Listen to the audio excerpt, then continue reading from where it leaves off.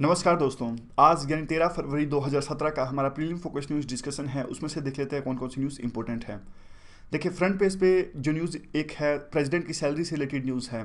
Seventh पे commission implement हुआ, आपको पता है। इसमें 14% सैलरी इंक्रीज हो गई गवर्नमेंट एम्प्लॉयज़ की। लेकिन देखिए, इस इंक्रीज के बाद में जो प्रेसिडेंट की सैलरी है वो रिलेटिवली काफ़ी कम रह गई। जॉइंट सेक्रेटरी से भी कम सैलरी उठा रहे हैं हमारे प्रेसिडेंट पिछले 6 महीनों से। तो एक प्रपोजल गवर्नमेंट के पास में गया हुआ है, पीएमओ में, जिसकी फाइल अटकी हुई है कि प्रेसिडेंट यानी राष्ट्रपति की सैलरी बढ़ा के 70% सैलरी बढ़ा दी जाए। 1.5 लाख से बढ़ा के इसको 5 लाख कर दी जाए। हालांकि पता नहीं 70% क्यों कह रहे हैं। 1.5 लाख से बढ़ाकर अगर 5 लाख करेंगे तो ज़्यादा ही हो जाएगी। तो उसके बाद में देखिए, वाइस प्रेसिडेंट है, उनकी सैलरी भी अगर बढ़ाने का प्रपोजल है, वो है 1.1 लाख से बढ़ाकर उनकी सैलरी 3.5 लाख तक कर दी जाए, ऐसा प्रपोजल है।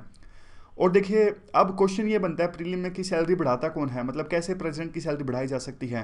देखिए, पीएमओ में तो फाइल अटकी हुई है। पीएमओ अगर अप्रूव करेगा तो फिर कैबिनेट अप्रूव करेगी। फाइनली जब पार्लियामेंट से पास होगा तब जाके प्रेसिडेंट की सैलरी बढ़ेगी। तो यही पॉइंट है, प्रीलिम के लिए यही इंपॉर्टेंट है।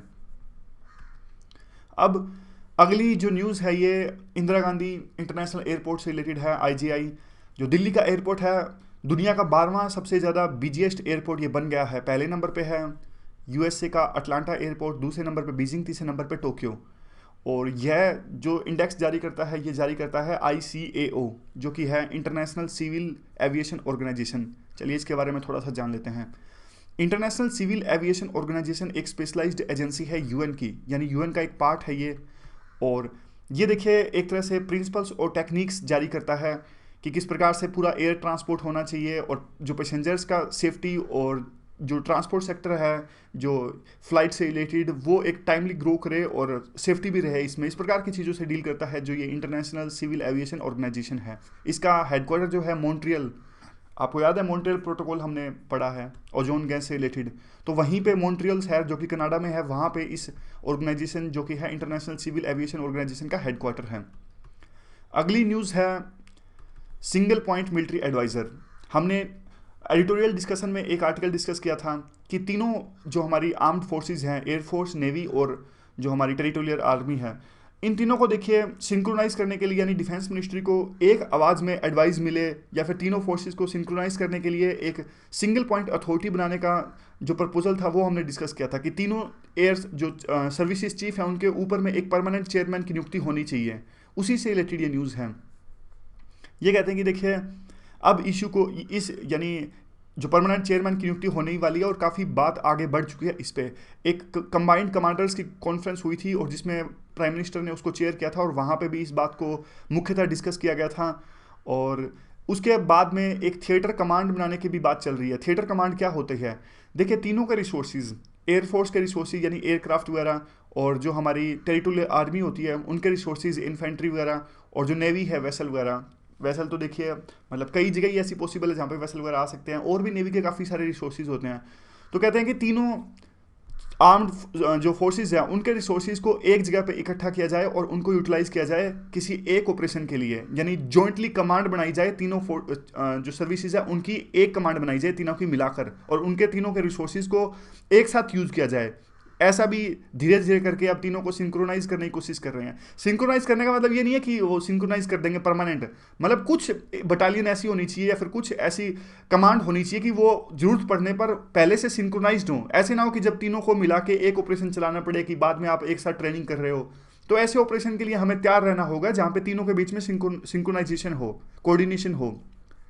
तो उसी बेस पे यानी एक इंक्रीमेंटल स्टेप होगा। उसके बाद में जो परमानेंट चेयरमैन की नियुक्ति का रास्ता भी साफ हो जाएगा। ये देखिए, चीफ ऑफ स्टाफ कमेटी, इनकी नियुक्ति की जाएगी। ये 4 स्टार होगा। अब लेकिन डर इस बात का है, देखिए पहले भी इस तरह की नियुक्तियां हुई हैं, लेकिन अगर इनको कोई पावर नहीं दी गई, कोई फंक्शन नहीं दिया गया, कोई इनका रोल नहीं डिफाइन किया गया, तो एक बस एक तरह से आप कह सकते हैं कि ब्यूरोक्रेटिक पोस्ट बन के रह जाएगी। होंगे ये चीफ ही, लेकिन एक सेरेमोनियल पोस्ट बन के रह जाएगी, नाम नाम की।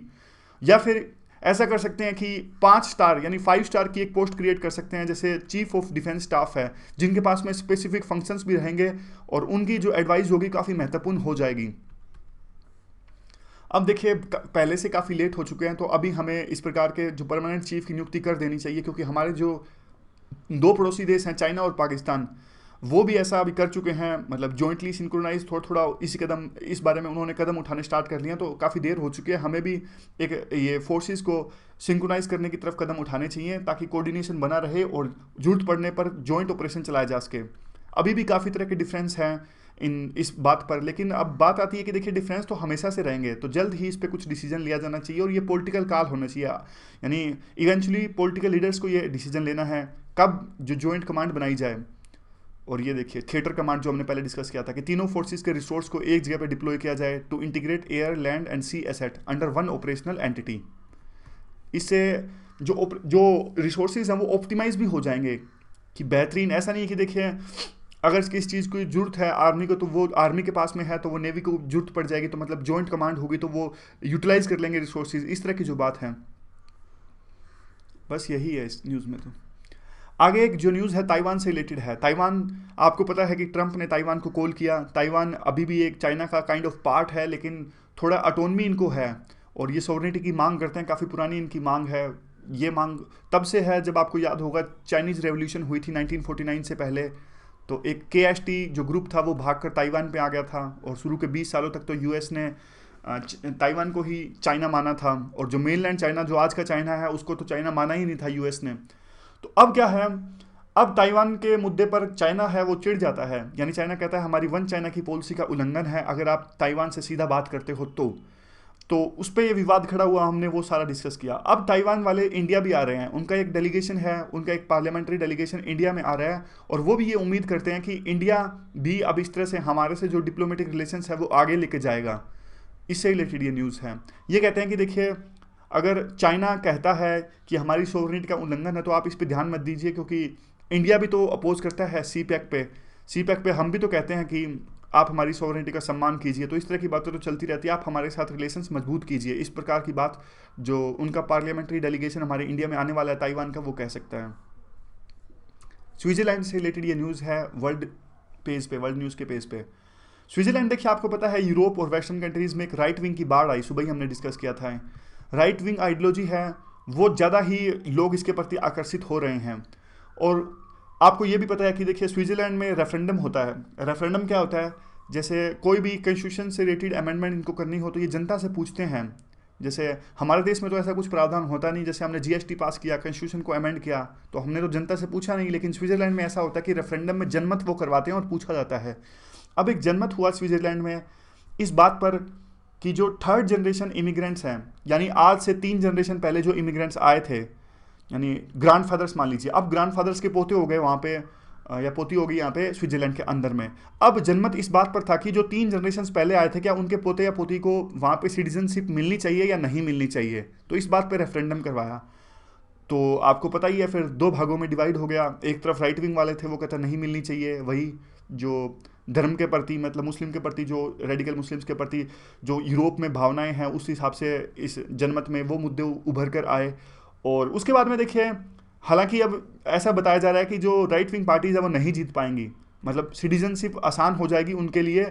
और जिस प्रकार का प्रचार किया गया था उस प्रकार के प्रचार से यानी इमिग्रेंट्स को सिटीजन के लिए खिलाफ जैसे कहा गया था कि हमारे देश में सिक्योरिटी का खतरा पैदा हो जाएगा, तो उन सब बातों को दरकिनार करते हुए सिटीजनशिप मिल जाएगी जो थर्ड जनरेशन पहले आए थे उनके पोते या पोती को, यानी ग्रैंड चिल्ड्रंस को।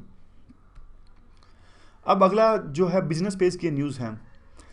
बिजनेस पेज की न्यूज़ में क्या है कि देखिए अभी जो हमारी फॉरेन ट्रेड पॉलिसी है वो कॉमर्स डिपार्टमेंट के पास में आ जाएगी और कॉमर्स डिपार्टमेंट ही सब कुछ उसको डिफाइन करेगा क्या एजेंडा रहने वाला है आने वाले सालों में, क्या हमारा फॉरेन ट्रेड पॉलिसी से रिलेटेड विजन होने वाला है।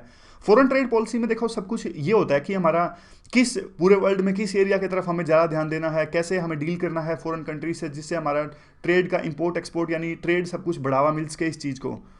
और देखिए इसको यानी कॉमर्स डिपार्टमेंट के अंदर में कॉमर्स मिनिस्ट्री के अंदर में एक होगा transformed directorate general of foreign trade, यानी ये DGFT, ये सब कुछ डील करेगा इन सभी चीज़ों से। ये एपेक्स बॉडी होगा और इस पर इंडिया विचार कर रहा है, मतलब हमारे देश गवर्नमेंट विचार कर रही है, क्योंकि प्रधानमंत्री चाहते हैं कि जो सारी चीज़ें हैं वो एक ही मिनिस्ट्री के अंदर में आए ताकि अकाउंटेबिलिटी इस्टेब्लिश की जा सके और वही सब कुछ जो है बॉडी उसको ज़्यादा एक्सपीरियंस होगा, वो ज़्यादा अच्छे से काम कर सकेगी। और जो इंपॉर्टेंट बातें हैं वो है इंडियन ट्रेड सर्विसेज से रिलेटेड।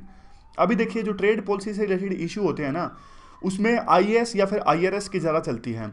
लेकिन बात यह है कि ये कहते हैं कि इंडियन ट्रेड सर्विसेज, ये काइंड ऑफ कमेटी की रिपोर्ट है, ये गवर्नमेंट कमीशन रिपोर्ट कमेटी थी, उसकी रिपोर्ट हम डिस्कस कर रहे हैं हम। और जो कि ये गवर्नमेंट कमीशन थी, तो ज़्यादातर चांसेस यही हैं कि इसे इम्प्लीमेंट कर दिया जाएगा।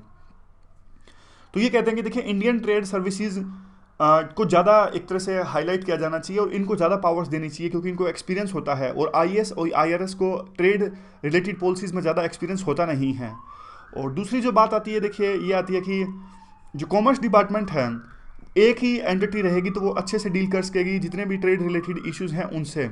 और यहाँ पे देखिए ज़्यादा अकाउंटेबल उनको बनाया जा सकता है, वही बॉडी हर चीज़ से डील करेगी। मान लीजिए किसी फॉरेन कंट्रीज़ में आपको रिप्रेजेंटेशन भेजनी है अपनी कोई सेमिनार वगैरह में, कोई ट्रेड रिलेटेड एग्रीमेंट में, या फिर किसी ट्रेड रिलेटेड इशू पर रिसर्च करना है, डेवलपमेंट करनी है, मार्केट में इंटेलिजेंस करनी है कि कौन सी चीज़ की ज़्यादा डिमांड है, कौन सी चीज़ इंडिया को बनानी चाहिए, या फिर और भी कई सारी जो सर्विसेज हैं, public relations, advertising, market services, ये सब अगर एक ही बॉडी करेगी तो ज़्यादा फायदा रहेगा। अब डीजीएफटी की अगर बात करें तो देखिए डीजीएफटी पहले भी था, ऐसा नहीं है कि डीजीएफटी अब इसी साल नया आया है। हमारे एलपीजी रिफॉर्म्स आए थे 1991 में, तो 1991 में एलपीजी रिफॉर्म्स आए थे, तो उससे पहले भी डीजीएफटी था, वो डीजीएफटी 1.0 था। और अब उसके बाद में जो 1991 के बाद में डीजीएफटी था, वो डीजीएफटी 2.0 था। अब इतने सारे जो काम डीजीएफटी को सौंपने वाले हैं हम, तो एक नए से ट्रांसफॉर्म डीजीएफटी है ये, और ये होगा डीजीएफटी 3.0। तो ये देख लिए, तो डीजीएफटी का एक तरह से आपको पता है कि directorate general of foreign trade, इसका एक तरह से नया अवतार, और जिसको काफ़ी सारी पावर्स दी जाएंगी। और यहाँ पे स्किल की बात की गई है कि डीजीएफटी को अगर इतना बड़ा काम दिया जाना है तो स्किल्स भी दी जाने की आवश्यकता है, उनको ज़्यादा से ज़्यादा प्रोफेशनल्स रिक्रूट करने की आवश्यकता है जिनके पास में एक्सपीरियंस भी हो और ट्रेड एंड कॉमर्स रिलेटेड चीज़ों में एक तरह से उनके पास में काफ़ी कॉम्पिटेंसी और एक्सपर्टाइज हो। और देखिए अब इन सब चीज़ों की इसलिए जरूरत है क्योंकि डब्ल्यूटीओ, आपको पता है कि काफ़ी सारे मुद्दे हैं डब्ल्यूटीओ से रिलेटेड। अब डब्ल्यूटीओ अपने नए इस साल 2017 में हमने जो आर्टिकल डिस्कस किया था कि इन्वेस्टमेंट और इलेक्ट्रॉनिक कॉमर्स, इनको भी ऐड करने जा रहा है। और भी जो है डब्ल्यूटीओ काफ़ी सारे ऐसे मुद्दों को ऐड करने जा रहा है जिससे जो हम डेवलपिंग कंट्रीज़ के लिए काफ़ी रिस्ट्रिक्टिव रहेंगे। तो हमारे पास में अच्छे एक्सपर्ट्स होने चाहिए ताकि वो नेगोशिएशंस कर सकें डब्ल्यूटीओ के अंदर में। अगली जो न्यूज़ है ये पीआईबी से रिलेटेड न्यूज़ है। देखिए जो हमारे राष्ट्रपति हैं उन्होंने बधाई दी डीआरडीओ को कि उन्होंने effective ballistic missile defence system का परीक्षण किया। तो यहाँ पे देखिए, तो पीआईबी में तो इसका ज़्यादा है नहीं, हम इसे अलग से डिस्कस करते हैं कि किस प्रकार से पूरा डिफेंस सिस्टम काम करता है। यहाँ पे देखिए, जो हमारा एंटी बैलिस्टिक डिफेंस सिस्टम है वो दो तरह से काम करता है। उसका एक पार्ट है पृथ्वी एयर डिफेंस और दूसरा पार्ट है एडवांस एयर डिफेंस। दो पार्ट्स हैं इसके। पृथ्वी एयर डिफेंस को हम एक्सो सिस्टम भी कहते हैं, यहाँ पे देखिए नाम दिया होगा यहाँ पे, एक्सो एटमॉस्फेरिक सिस्टम। और जो एडवांस एयर डिफेंस सिस्टम दूसरे नंबर वाला है, इसको हम एंडो एटमॉस्फेयर सिस्टम भी कहते हैं। अगर इसे आप ब्रीफ में इसका डिस्कस करें तो देखिए, जो पृथ्वी है हमारा पहले वाला पृथ्वी एयर डिफेंस, इसकी जो रेंज है 2000 किलोमीटर तक है। ये 50 से 80 किलोमीटर तक की जो मिसाइल है उसको इंटरसेप्ट कर सकता है, और स्पीड उसकी हो मैक 5 साउंड। आपको पता है मिसाइल की स्पीड, इसकी स्पीड को मैक में हम मेजर करते हैं, पैरामीटर जो है इसका। और जो दूसरा एयर डिफेंस सिस्टम है वो हमारा है एडवांस एयर डिफेंस सिस्टम, वो एंडो एटमॉस्फेयर है। वो कर सकता है देखिए 15 से 30 अगर किलोमीटर तक की रेंज है इसकी, मतलब इतने किलोमीटर तक ये मिसाइल को पहले से डिटेक्ट कर लेगा। और इसकी जो है डिस्टेंस, मतलब कितना रेंज है इसकी, वैसे ओवरऑल अगर देखें तो 150 से 200 किलोमीटर तक, और एटीट्यूड 30 किलोमीटर तक। तो देखिए बात यह है कि 2 टियर ये सिस्टम है हमारा एंटी बैलिस्टिक मिसाइल का। पहले देखिए 50 से 80 किलोमीटर तक पहले ये डिटेक्ट करने की कोशिश करेगा पृथ्वी एयर डिफेंस, समझ गए। अब उसके बाद में अगर बाई चांस इससे मिसाइल छूट गई तो फिर हमारा दूसरा टियर 2 का नंबर आएगा एडवांस एयर डिफेंस। ये 30 किलोमीटर 15 से 30 किलोमीटर तक की रेंज को ये डिटेक्ट करने की कोशिश करेगा। तो इसलिए हमारा ये है 2 tier anti ballistic missile system. अगर इसको हम ओवरऑल डिस्कस करें तो देखिए ऐसे हम डिस्कस कर सकते हैं। मान लीजिए यहाँ पे जो है हमारे दुश्मन देश ने मिसाइल छोड़ दी हमारे पे, तो ये हैं ऊपर जो है airborne warning and control system, ये रडार हैं, यानी एयरक्राफ्ट के ऊपर रडार लगे हुए हैं। इसका भी हमने अभी सफल परीक्षण किया था। अगली न्यूज़ इसी से रिलेटेड है, जो है एयरबोर्न वार्निंग रडार।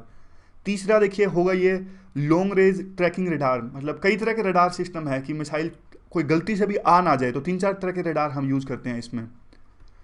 और उसके बाद में देखिए ये अगला इंटरसेप्टर, यहाँ से 5वें नंबर पे ये इंटरसेप्टर की जो मिसाइल है वो लॉन्च हो जाएगी, जो हमारे 2 सिस्टम है पृथ्वी और एडवांस एयर डिफेंस सिस्टम। तो दो तरह में से किसी को भी लॉन्च किया जा सकता है जरूरत पड़ने पर। मतलब पहले तो कोशिश की जाएगी कि पृथ्वी ही जो दुश्मन मिसाइल है उसको मार गिराए, और छठे नंबर पे तो बस रिजल्ट तो यही होगा कि होस्टाइल जो मिसाइल है दुश्मन देश से उसको मार गिराया जाएगा। तो अब एक और पीआईबी की ही रिलेटेड न्यूज़ है कि जो airborne early warning and control system, ये देखिए यहाँ पे जो दूसरे नंबर पे है, इसका भी परीक्षण किया। देखिए ये परीक्षण तो कर लेते हैं काफ़ी बार, दोबारा दोबारा करते रहते हैं, मतलब ये ठीक ही है। वैसे बार बार आता रहेगा पीआईबी हमारा, तो रिवाइज ही होएगा बार बार। हाँ अब देखिए परीक्षण नहीं किया, अब इनको दिखाया गया है, हैंड ओवर किया है। तो एयर एक्सपो था ना इनका, बेंगलोर में हमारा एयर एक्सपो चल रहा है जो हमने डिस्कस किया था, उसमें उसके बाद में अब ये हैंड ओवर कर देंगे। मतलब मना पहले ही लिया था, अब दे रहे हैं, समझ गए। तो अब देखिए ये एक तरह से गेम चेंजर है हमारे पूरे एयर वारफेयर में। इसका काफ़ी फ़ायदा होता है, इसमें काफ़ी सारे जो हैं इक्विपमेंट्स लगे हुए हैं, वॉइस कम्युनिकेशन सिस्टम भी है, और state of the art active electronically scanned radar है इसमें, सेल्फ प्रोटेक्शन ये अपने आप की कर सकता है, और भी काफ़ी सारी चीज़ें, टेक्टिकल सॉफ्टवेयर और एयर सिचुएशन पिक्चर ले सकता है ये। तो देखिए इसका फ़ायदा क्या होगा, इसका फ़ायदा ये होगा कि एक तो जल्दी से डिटेक्शन हो जाएगी। अगर किसी दुश्मन देश ने मिसाइल को छोड़ा है हमारी टेरिटरी पर, तो जल्दी से ये ऊपर डिटेक्ट कर लेगा। तो इसीलिए ये है एयरबोर्न अर्ली वार्निंग सिस्टम। ऊपर से ये एक तरह से हमारे जो एयर स्पेस है उसको भी सिक्योर करेगा। तो दोनों फ़ायदे हैं इसके, इसलिए ये इंपॉर्टेंट हो जाता है। चलिए अगले आर्टिकल की तरफ चलते हैं। ये देखिए एक हमने रियल एस्टेट बिल पास किया था, पिछले साल इसको पास किया गया था, लेकिन अभी तक 4 स्टेट और सिर्फ 6 यूनियन टेरिटरीज ने इसे पास किया है।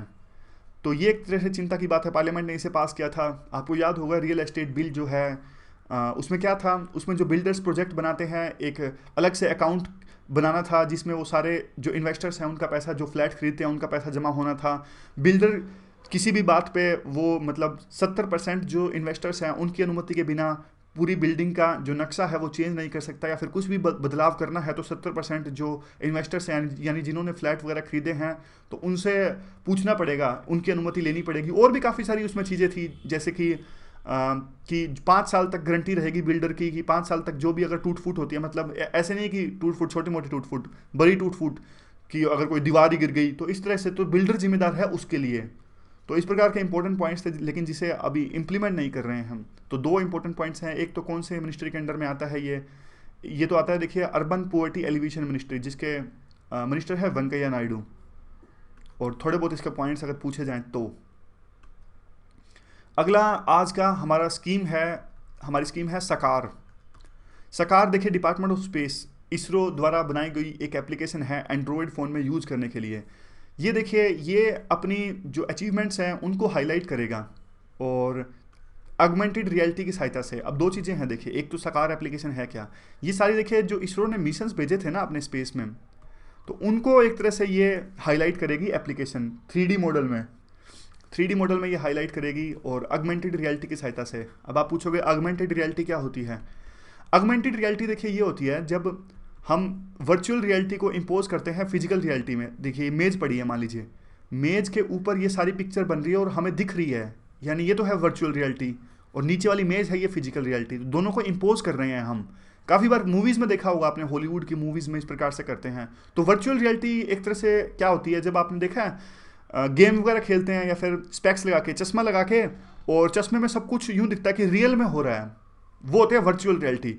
लेकिन जो ऑगमेंटेड रियलिटी होती है इसमें दोनों चीज़ों को कंपोज करते हैं। इसमें स्पेक्स ना भी लगाएंगे तो हमें ये दिखेगा साफ साफ कि फिजिकल नीचे मेज़ है, ये सारी दीवार भी दिख रही है, उसके ऊपर एक 3D पिक्चर बन रही है, इसके ऊपर में, मेज़ के ऊपर में, ये है ऑगमेंटेड रियलिटी। तो इस टेक्नोलॉजी की सहायता से जो है इसरो अपनी सारी अचीवमेंट्स दिखाएगा। आप डाउनलोड करके देखना, मतलब मैंने देखा नहीं है गूगल स्टोर में, अगर आप देखना किस तरह की एप्लीकेशन है ये देखिए super impose the live camera view, 3D models, video और ये पिक्चर्स वगैरह की सहायता से दिखाएगा कि जो जो टेक्नोलॉजीज इसरो यूज कर रही है, क्या क्या इनकी अचीवमेंट्स हैं। तो आज की जो हमारी एनवायरमेंटल ऑर्गेनाइजेशन है वो क्या है, वो है IUCN। देखिए ये इंटरनेशनल ऑर्गेनाइजेशन है जो कि नेचर को कंजर्व करने में सहायता प्रोवाइड करती है, नेचर के साथ साथ जो नेचुरल रिसोर्सेज हैं उनको भी ये बचाती है। इस ऑर्गेनाइजेशन को 1948 में फाउंड किया गया था और फ्रांस में, लेकिन अब इसका हेडक्वार्टर जो है वो स्विट्ज़रलैंड के अंदर में है। शुरू में तो देखिए ये डाटा गैदरिंग, जो नेचर से रिलेटेड, प्रकृति से related data data analysis, research, field projects, advocacy, lobbying, education, ये सब काम करती थी। लेकिन अब इन्होंने अपना जो दायरा है वो नेचर से भी बढ़ा लिया है। अब जो ये काम करती हैं जेंडर इक्वालिटी, पुअर्टी एलिवेशन, गरीबी को कम करने के लिए, सस्टेनेबल डेवलपमेंट के लिए, इन सब चीज़ों में भी काम करते हैं। तो इस पर क्वेश्चन बनता है इंपॉर्टेंट कि इस तरह से क्वेश्चन यूपीएससी पूछती हैं कि क्या ये ऑर्गेनाइजेशन मतलब IUCN है works for the nature only. UPSC only लगा के छोड़ देती है। तो हमें लगता है कि हाँ भाई नेचर है नाम में, IUCN है, नेचर भी नाम में है, तो गरीबी से तो क्या ही डील करेगी। लेकिन नहीं, इसका दायरा है काफ़ी बड़ा है। गरीबी से, जेंडर इक्वालिटी से, सस्टेनेबल बिजनेस से, काफ़ी चीज़ों से डील करती है। और इसके अलावा जो सबसे इंपॉर्टेंट ये काम करती है वो करती है रेड लिस्ट वगैरह, जैसे वो इंडेंजर्ड स्पीसीज़ या फिर वो नहीं होते क्रिटिकली इंडेंजर्ड, वल्नरेबल, जो बहुत तंग करते हैं प्री में, तो उन सब स्पीसीज को यही क्लासिफाई करती है IUCN। तो IUCN जो है ऑब्जर्वर है यूनाइटेड नेशंस का, और गवर्नमेंट और NGO सारे इसके मेंबर्स हैं। तो इस प्रकार से ऑर्गेनाइजेशन, ये तो बहुत इंपॉर्टेंट है, इसको तो आप रट्टा मार लो। और अगला जो आज का हमारा आर्टिकल है वो है आर्टिकल नंबर 20। तो इस आर्टिकल नंबर 20 में क्या है, देखिए 3 पॉइंट्स हैं इसके जो इंपॉर्टेंट पॉइंट्स हैं आर्टिकल नंबर 20 के। सबसे ऊपर तो आता है कि किसी भी पर्सन को, 2 बातें हैं, देखिए 3 बातें हैं वैसे तो, लेकिन देखिए जो पहली बात है कि किसी भी पर्सन को, यानी आज किसी बंदे ने क्राइम किया है मान लीजिए, तो उसको आज के कानून के हिसाब से ही सज़ा मिल सकती है। यानी 13 फरवरी का तक जो कानून, यानी हमारे IPC इंडियन पीनल कोड है, जो IPC की धाराएं होती हैं, उसके हिसाब से सज़ा मिल सकती है। ऐसा नहीं क्राइम आज हुआ है 13 फरवरी, फिर आप मान लीजिए अगले साल 13 फरवरी 2018 को एक कानून पास कर दो कि हाँ भाई पिछले साल जो इसने क्राइम किया था उसकी सज़ा तो हम बढ़ा रहे हैं, उसकी सज़ा बहुत ज़्यादा होगी। ऐसा नहीं कर सकते। रिट्रोस्पेक्टिव किसी को सज़ा नहीं दी जा सकती। यानी जो क्राइम आज कर रहा है तो उसको आज के हिसाब से ही सज़ा दी जाएगी। ऐसा नहीं कि फ्यूचर में जाके आप उस क्राइम के लिए आप और ज़्यादा पनिशमेंट कर दो। जैसे मैं एक और एग्जांपल मैं देता हूँ आपको।